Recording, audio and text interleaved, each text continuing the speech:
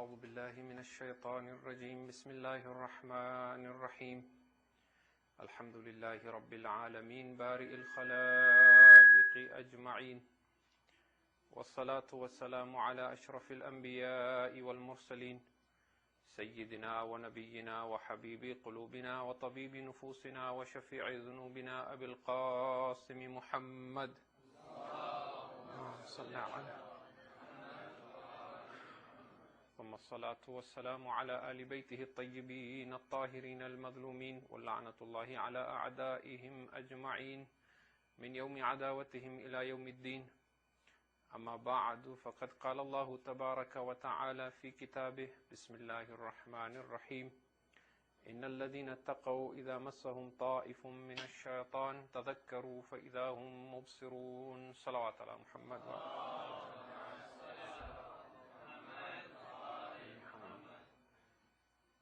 We continue with our discussion on the root cause of negative suffering.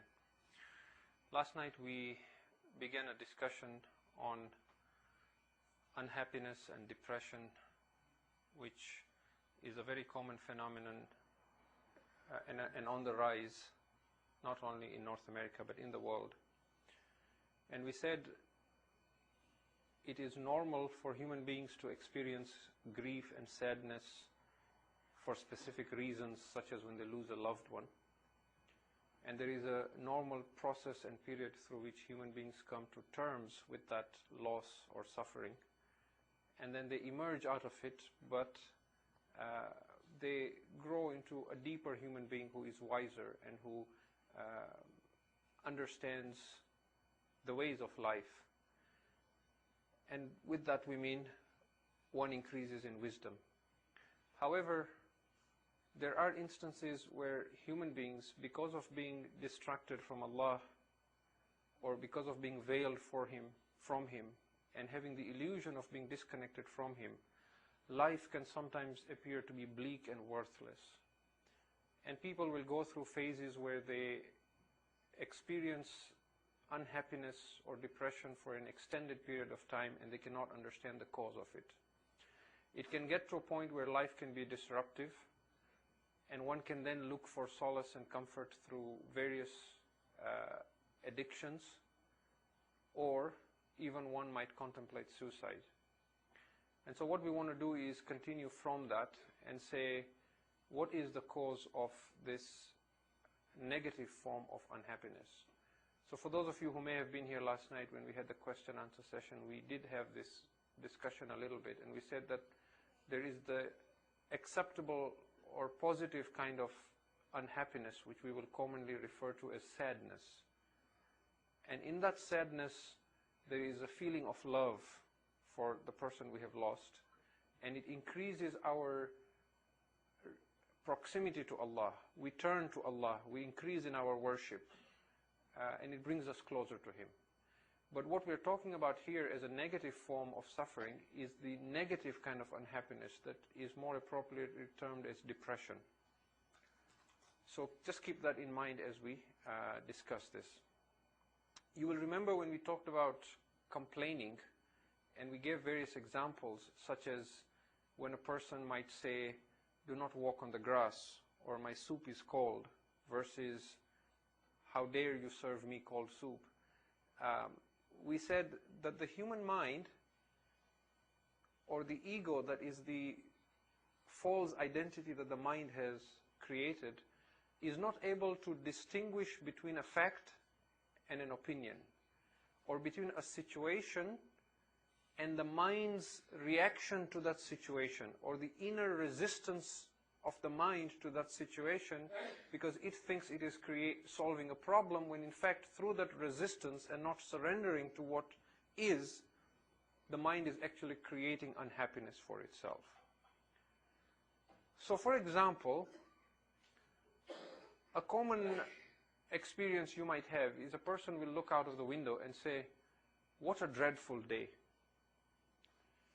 What a dreadful day is a projection of the ego, because the rain in and of itself is not dreadful. The fact that the sky is cloudy is not dreadful. The fact that there is a wind blowing is not dreadful. your reaction and inner resistance to that is what makes it dreadful. So what a dreadful day, it is not the day that is dreadful, but rather your thoughts and your reaction to that is what makes it dreadful. And we had given other reasons for that, such as when I make something wrong, I make myself right. And to the ego, that is a way of gaining superiority. And it thinks it is solving a problem, when in fact it is creating more unhappiness. So up to a certain point, the ego wants to see itself as a victim and wants to create that suffering for itself, because it doesn't see that as a cause of its suffering. In the same way, you may, for example,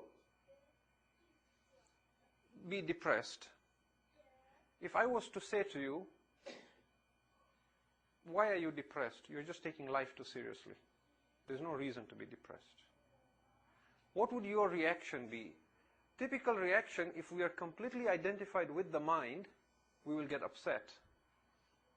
Now, if we bring about an awareness and we watch the mind as it processes thoughts as to why it is upset.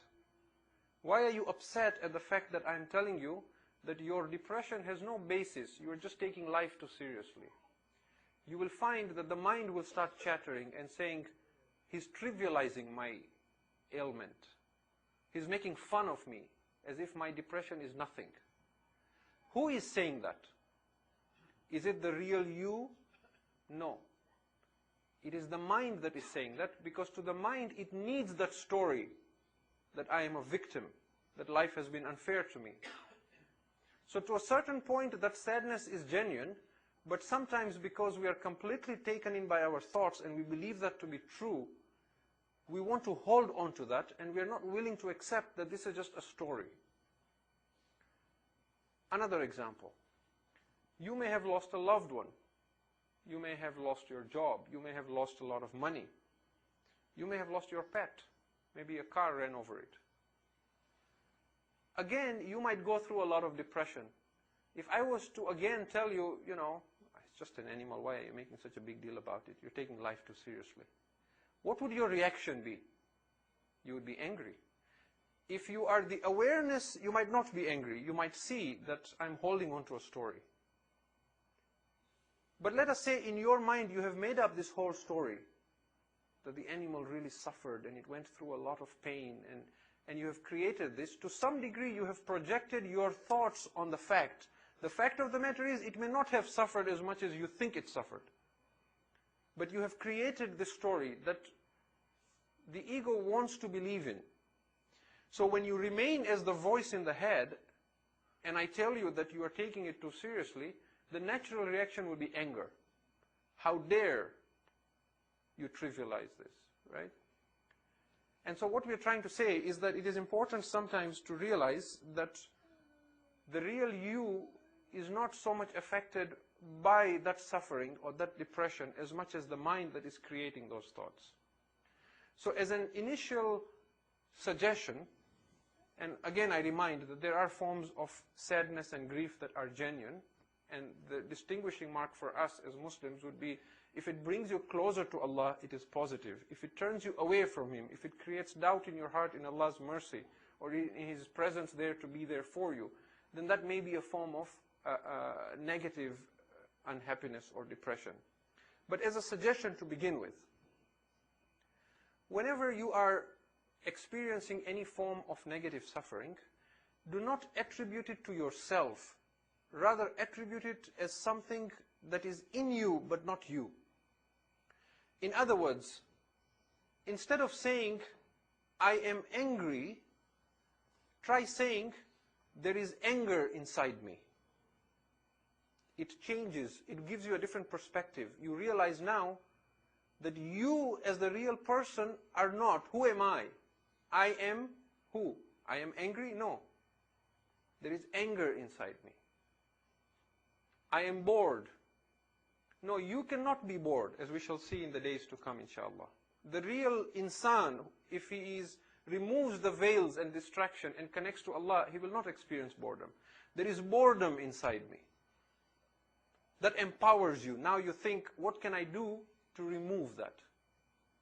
In the same way, instead of saying, I am unhappy, which then you completely believe, and your mind, if you are completely identified with the mind, and that is the story that is being played again and again, and you think you're the voice in your head, then I am unhappy, you believe that you are unhappy. And that's what your life becomes. But instead of saying, I am unhappy, try saying, there is unhappiness in me. And then separate the facts from the reality. What is the fact? Is it really a dreadful day? Here is the rain. Here is the cloudy day. Here is the wind. Here is the snow I have to shovel. These are the facts. How do I feel about it? These are my emotions. These are my thoughts that I am projecting on this. And that is what is making it a dreadful day. And so that empowers you. That gives you the opportunity to say, is there something I can do about it? No. Can I remove myself from that situation? No. Well, can I then at least accept that there is nothing I can do? Things are the way they are. And it is at that point that as a human being we learn the meaning of surrender. A lot of our suffering comes not so much because of what has happened, but because of our resistance to accepting what has happened. When we learn to yield and turn to Allah and trust in His wisdom and embrace that suffering, in other words, when we learn to suffer consciously, instead of trying to block that suffering, we let it pass through us. Again, instead of resisting that suffering, if we yield to it, we suffer consciously, then that same experience, instead of strengthening our egos and making us unhappy, it enlightens us. We become a deeper human being. We come closer to Allah subhanahu wa ta'ala. Suddenly, we, quote unquote, don't mind being unhappy. And inshallah, if time permits, towards the later nights, we shall have a session just to talk about suffering. So the primary cause of unhappiness is not the situation or the job or the relationship that you have with the other person or what has happened, but rather the thoughts that we project on that experience that makes it an unhappy. So let's take a few examples to clarify this. If you can recite Salawat ala Muhammad.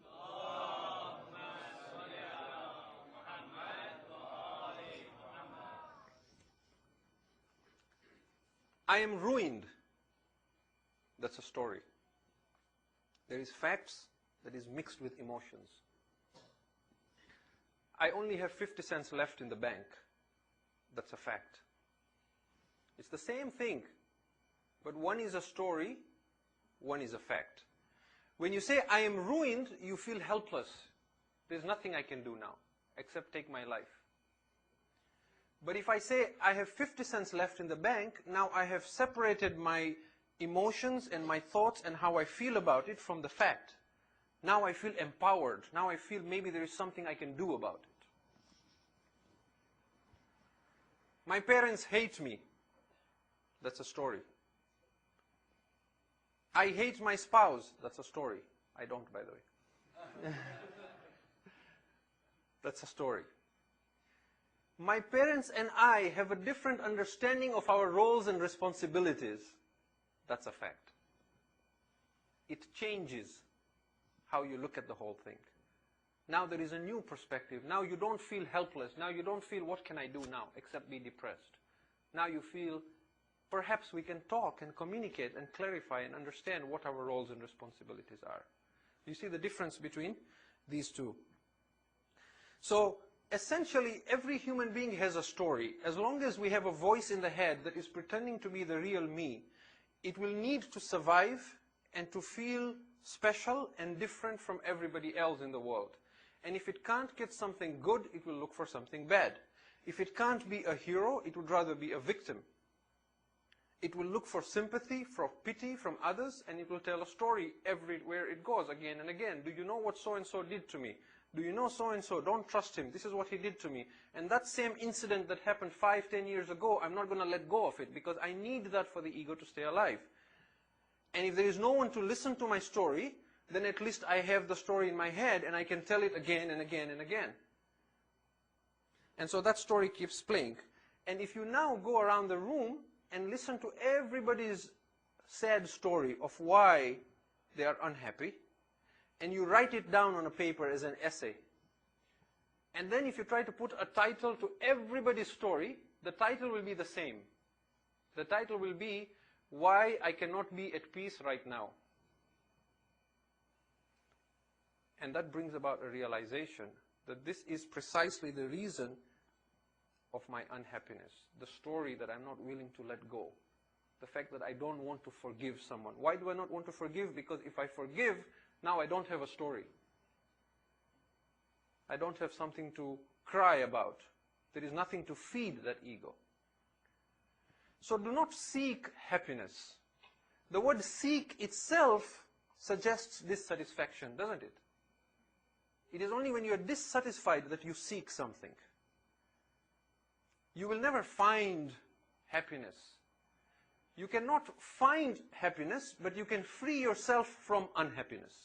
That is the difference. By realizing what the fact is and how you feel about it, and whether you can do something about it, or whether you surrender and you accept it.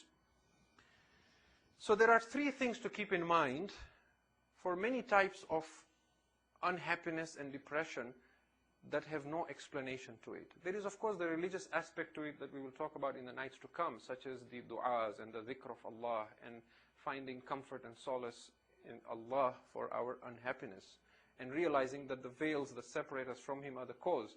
But looking at it initially, just from a psychological point of view, there are three thoughts I want to leave with you that you should think about whenever you are unhappy or depressed.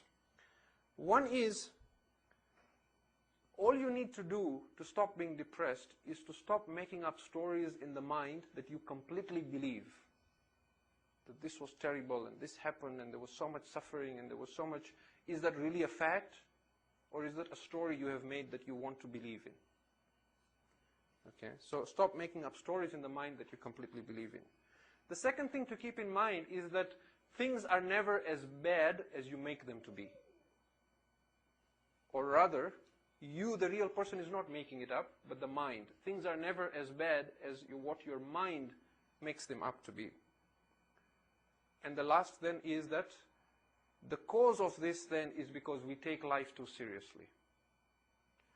And inshallah, not tonight maybe, but the night after or the night after that, we shall talk about a little bit about this idea of taking life too seriously. When we say don't take life too seriously, we don't mean that go out and have a ball and just neglect your responsibility and your striving for the hereafter and let life just be fun and play and squander your best years of your life and youth in just having a party. That's not what we mean by saying don't take life seriously. Don't take life seriously means don't make every situation and every decision and everything on your to-do list and every incident in your life as if it's the biggest disaster in the world. And that without this now there is no more reason to live, and that life has come to an end and there is nothing but bleakness ahead of you. Okay, so we shall talk about this. What we want to do now, inshallah, is that we want to, because in the coming nights we'll talk about the role of shaitan with negative thinking. But what I want to do for the rest of the night, inshallah, is talk a bit about emotions. There is a direct link between our emotions and our thoughts. How we feel is the result of what we are thinking. And when you understand this concept fully, you can control how you feel by controlling what you think. You can say to yourself, how do I want to feel today? And your thoughts will determine the emotions that come forth from you. But before we start the discussion, if you can recite a salawat ala Muhammad.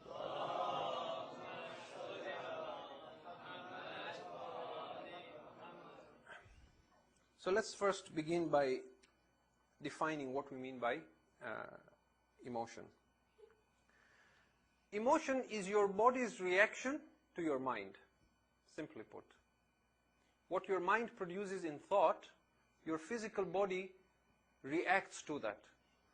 The reaction of your body to the thought is an emotion. It can be an emotion of fear, it can be an emotion of anger, it can be an emotion of lust, It can be an emotion of anxiety, stress, anger, whatever you want to call it. Any form of negative suffering or just maybe not suffering. Whatever your body does, your body has certain reactions at certain times of your life. The change that happens in your body is the result of the thoughts. If your mind is convinced that you are in danger, and there is fear, and there is that primordial instinct of fight or flight, the body will react to it. Your heart will start beating faster. Your muscles will contract. Your adrenaline will go up. And there is a certain reaction of your body to those thoughts.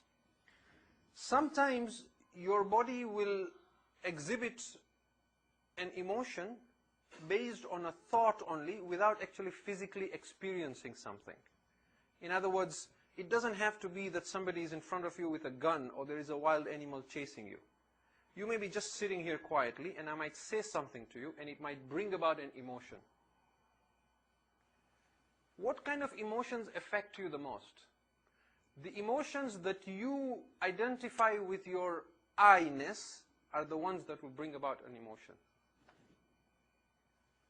For example, if I tell you,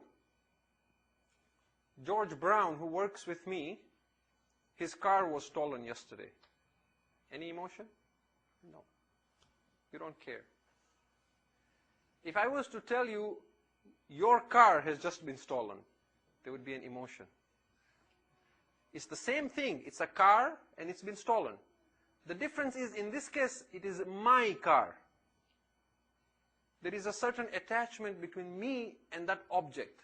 And inshallah, in the nights to come, we will talk about object identification and how we attach our things to material things. The more strongly we feel about something outside ourselves, the stronger the emotion will be. So we all have jobs, we all have money, we all have children, we all have spouses, but we attach different values to all these things. And they are attached to us with different strengths and different weaknesses. The stronger the attachment, the stronger that sense of my to that thing, the stronger the emotion will be in my reaction to it. Now, having understood that, there is another important point we need to know. Even though the human mind is very intelligent and the human body is very intelligent, there is one flaw in the body. The body does not know the difference between a thought and a real situation. It cannot distinguish the two. To the body, the two are exactly the same. In other words, if you are sleeping on your bed and it's a nice, warm, comfortable bed and you're very comfortable and your body is sleeping comfortably, but in your dream, there is a wild animal chasing you, your body will exhibit the same emotions as if you were really being chased by a wild animal. Your heart will still start beating faster. Your muscles will still contract. So you will show the same reaction because your body cannot tell the difference. If you understand this, my dear brothers and sisters, then you need to understand that as far as the body is concerned, what is coming from the thought is what is really happening. If I have a fight with you, my body will react with a certain amount of emotion. 5 years later, if I'm not willing to forgive you, and I still have that resentment in my heart, guess what? The body doesn't know the fight has ended. The body thinks the fight is still continuing.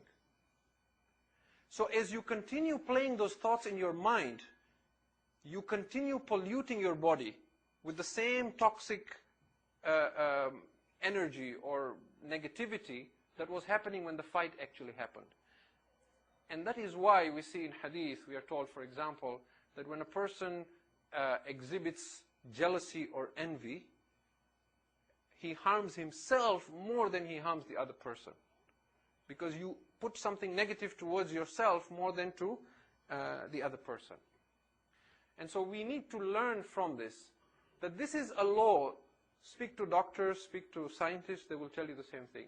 Your mind does not know that what your body does not know that what your mind is producing is not real. It thinks that you still are fighting. And so you continue to pay the price, even though the person that you resent, or the person that you're not willing to forgive, or the person that you hate is not even thinking about you. But you are the person who is suffering because you're not willing to let go of that. You will recall on the first night, we talked about the example of the duck with a human mind. And we said that when the duck wants to give up its resentment, it flaps its wings a couple of times as if it is releasing all the negativity in it. What is the flapping of the wings to a human mind? The flapping of the wings is to let go of that story. That story that I am a victim, that someone has been unfair to me, that I cannot forgive this person because he has done this or that to me. So in order for us to move to the next step, not just in terms of spiritual growth, but even in terms of our bodily and physical health, because some of us are not convinced on the need to grow spiritually, but everybody is convinced we need to be healthy. So if not for the sake of your soul, then for the sake of your body, you need to give up that story. Because as long as you keep that story, your body does not know the story is over. It is still reacting to that with the same emotion. And the moment we give up this story, then there is awareness, there is consciousness, there is peace, there is tranquility, there is happiness. And suddenly, the deadened world that we lived in, where everything was labeled and judged, and the moment I meet you, I label you, I set an opinion about you, suddenly now that goes away and the world becomes alive, it becomes fresh. We now see the sacredness in a plant, in a tree. The sunset looks beautiful now. There is love that we see from a bird, from a tree, from the birth of a child. There is in everything we see Allah, whether it is somebody dying or a human being being born. So this is very, very important. And if we do not give this up, what happens to that negative thought that we keep playing in our mind? Usually, if a situation is real, like if I'm having a fight with you, and there is a build of adrenaline in me, and there is a build of energy in me, I might punch you, or throw you to the ground, or defend myself, and there is a release of that energy. But if I'm playing it in my mind, and there is no way to release that, where does that go? Some of it gets fed back into the mind to create more negative thought.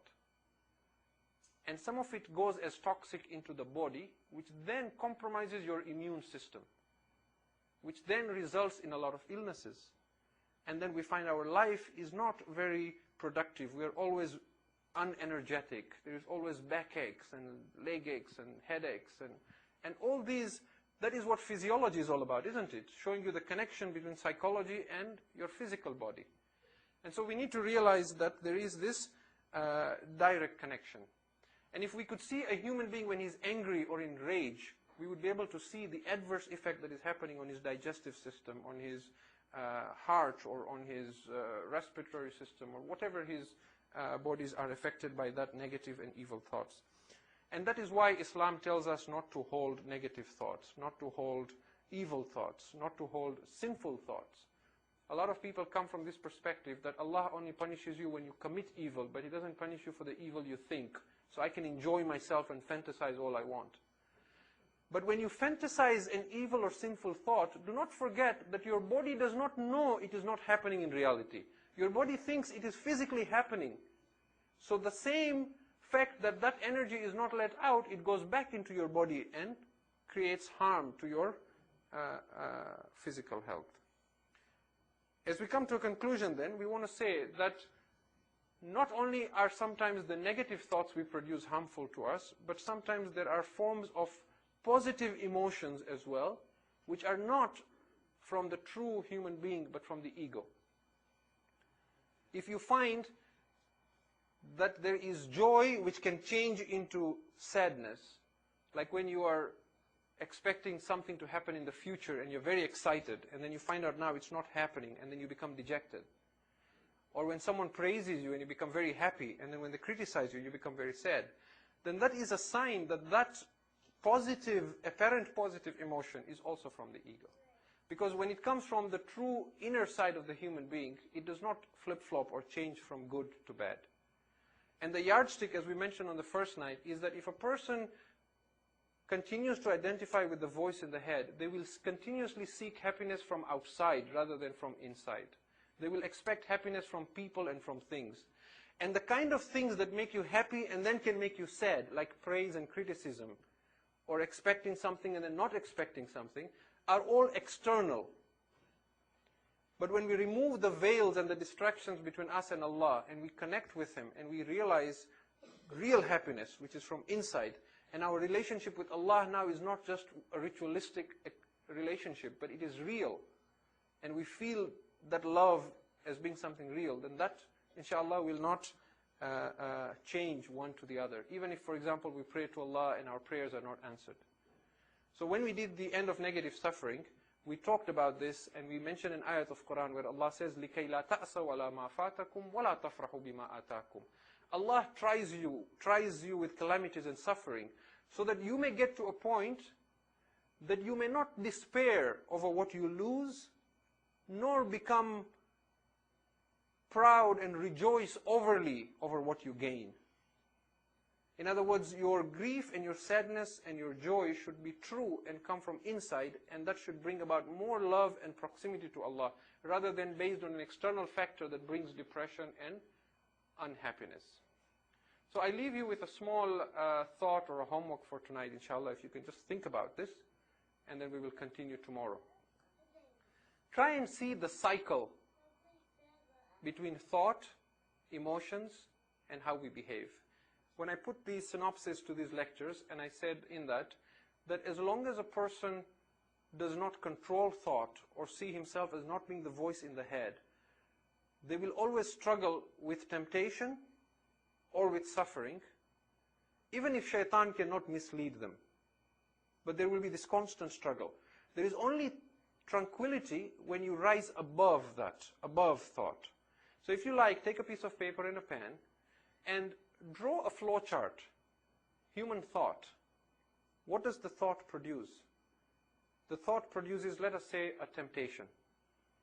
How do you react to the temptation? That flow chart will split in two.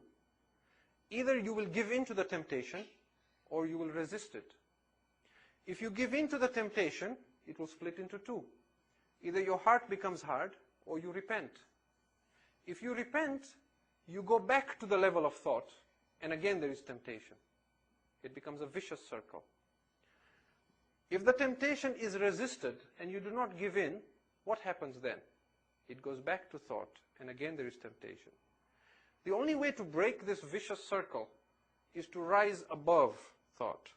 And this is relevant because then from tomorrow, inshallah, when we talk about the role of shaitan and how he interferes with the thought of human being at a horizontal level, it will all begin to make more sense, inshallah. So we stop here for tonight, and we pray to Allah subhanahu wa ta'ala to bless us on these nights of Ramadan. We pray to Allah subhanahu wa ta'ala to help us remove all the veils and the illusions that separate us from Him, so that we, inshallah, may remain with the dhikr in this world and in the hereafter. رَبَّنَا تَقَبَّلْ مِنَّا إِنَّكَ أَنْتَ السَّمِيعُ الْعَلِيمُ صَلَوَاتُ عَلَى مُحَمَّدٍ وَآلِهِ. In that sadness, there is a feeling of love for the person we have lost, and it increases our proximity to Allah. We turn to Allah, we increase in our worship, and it brings us closer to Him. But what we're talking about here as a negative form of suffering is the negative kind of unhappiness that is more appropriately termed as depression. So just keep that in mind as we discuss this.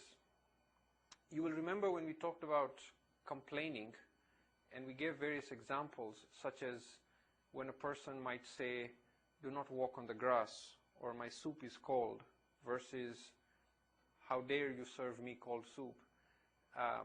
We said that the human mind, or the ego, that is the false identity that the mind has created, is not able to distinguish between a fact and an opinion, or between a situation and the mind. أعوذ بالله من الشيطان الرجيم بسم الله الرحمن الرحيم الحمد لله رب العالمين بارئ الخلائق أجمعين والصلاة والسلام على أشرف الأنبياء والمرسلين سيدنا ونبينا وحبيب قلوبنا وطبيب نفوسنا وشفيع ذنوبنا أبي القاسم محمد صلى الله عليه ثم الصلاة والسلام على آل بيته الطيبين الطاهرين المظلومين واللعنة الله على أعدائهم أجمعين من يوم عداوتهم إلى يوم الدين. أما بعد، فقد قال الله تبارك وتعالى في كتابه: بسم الله الرحمن الرحيم. إن الذين اتقوا إذا مسهم طائف من الشيطان تذكروا فإذا هم مبصرون. صلوات على محمد.